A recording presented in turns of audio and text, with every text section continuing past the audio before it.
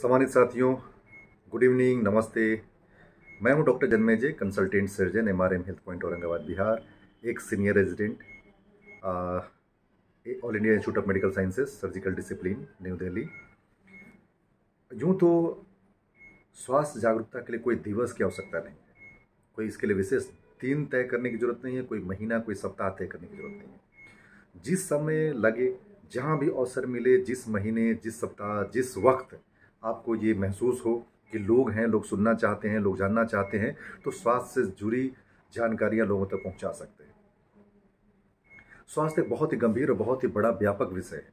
इस विषय को लोगों तक पहुंचाने के लिए इसके सही रूप में जरूरी है कि स्वास्थ्य से जुड़े हुए कर्मी, चाहे वो चिकित्सक हों, चाहे पैरामेडिकल स्टाफ हो, जिनको एक्चुअल नॉलेज है स्वास्थ्य के विभिन्न आयामों के बारे में, स्वास्थ्य से जुड़े हुए जो जो जरूरी बातें हैं उन सब के बारे में फैक्चुअल नॉलेज ही लोगों तक पहुंचने जरूरी है।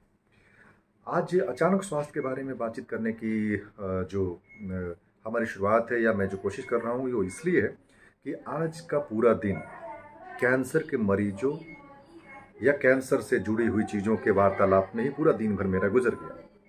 मैं एक एक करके छोटे छोटे उदाहरण के द्वारा समझाने की कोशिश करूंगा। एक मरीज के परिजन से मैं मिला, वो रिपोर्ट लेकर के आए थे, और उनके जो मरीज हैं वो पुरुष होने के साथ ही उनके स्तन में कैंसर था, ब्रेस्ट कैंसर इन मेल, और वो टाटा मेमोरियल हॉस्पिटल मुंबई में वो अपना इलाजरत थे। लेकिन दुर्भाग्य की बात ये है, या कहें कि this was really unfortunate incidence for him, कि उनको डायग्नोज होने में कि उनको स्तन में कैंसर है लेट हो गया, और ये चीज़ें मिट्स यानी कि कैंसर अपने जगह से निकल करके दूसरी जगह पहुंच गया, उसके चलते ऑपरेशन होना संभव नहीं था।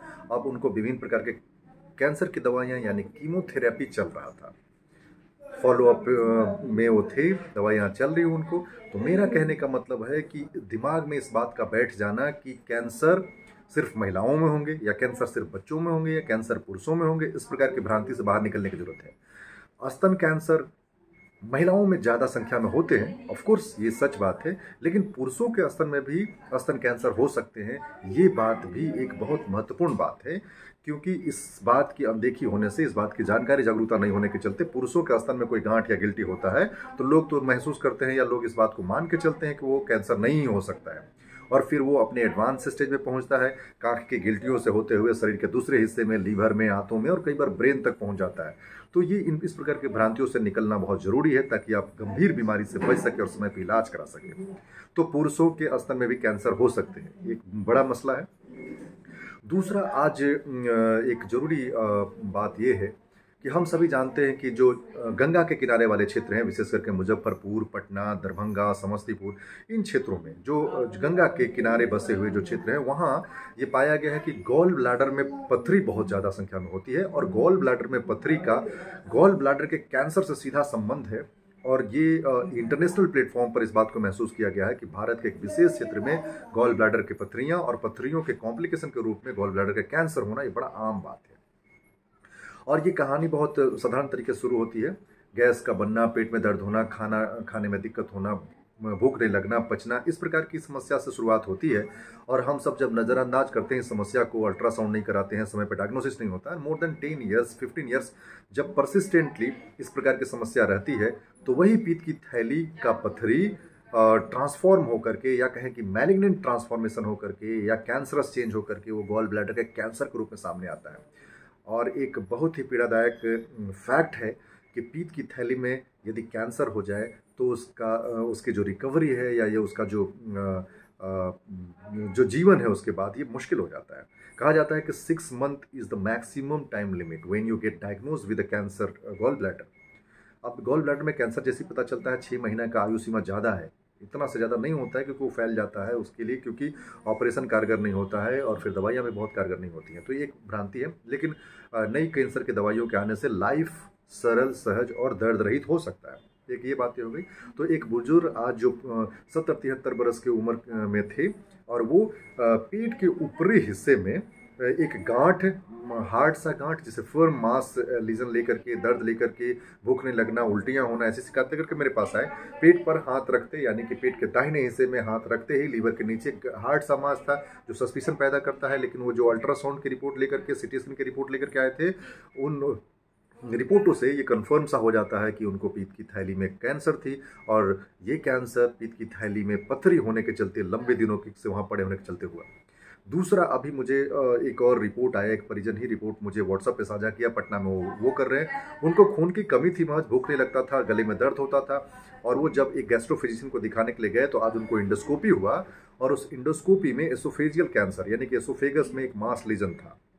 लेकिन जब और दूसरे जांच हुए, अल्ट्रासाउंड हुआ, सिटी स्कैन हुआ, तो उसमें पता चला कि गॉल ब्लैडर की गर्दन में यानी गॉल ब्लैडर में एक ट्यूमर था, गांठ था, जो मेटास्टेसाइज होकर के यानी कि अपनी जगह से आगे बढ़ करके दूर जा करके कैंसर के कणे, कैंसर की कोशिकाएं वहां से दूर जा करके कैंसर फैल करके आहार नली में, खाने के रास्ते में पहुंच गया। आज स्वास्थ्य जागरूकता के इस पड़ाव पर मैं आपसे विनती करना चाहता हूं कि स्वास्थ्य को कभी भी आप नज़रअंदाज ना करें। गले में कोई दर्द हो, पेट में कोई दर्द हो, भूख नहीं लगता हो, खून की कमी हो रही हो, मुंह से, पैखाने के रास्ते से किसी प्रकार का रक्तस्राव हो रहा हो, कमजोरी हो रही हो, अचानक वजन बहुत कम हो गया हो, ये सारे कैंसर के शुरुआती लक्षण हो सकते हैं। और इन सब को बहुत साधारण जांच से इन सब में फ़र्क महसूस किया जा सकता है। आज के डेट में हमारे पास रक्त से संबंधित ब्लड के सभी टेस्ट होते हैं। आज के डेट में हमारे पास सभी जिला मुख्यालयों में अल्ट्रासाउंड की सुविधा है, जो ये बता सकता है कि पित्त की थैली में पथरी है, कि गांठ है, कि और क्या है। एक अच्छा सोनोलॉजिस्ट यानी कि एक अच्छा रेडियोलॉजिस्ट जो अल्ट्रासाउंड का चिकित्सक है, वो बहुत सारी बातें पेट के अंदर जो जो जो तकलीफ़ें हैं, किसी प्रकार गांठ है, गिल्टी है, और जो पथरियाँ हैं, चाहे वो किडनी में हो, यूरेटर में हो, गॉल ब्लैडर में हो, गॉल ब्लैडर से जुड़ी हुई जो पित्त की नली होती है जिसे हम कॉमन बाइल डक्ट कहते हैं, उन सभी को पकड़ सकता है।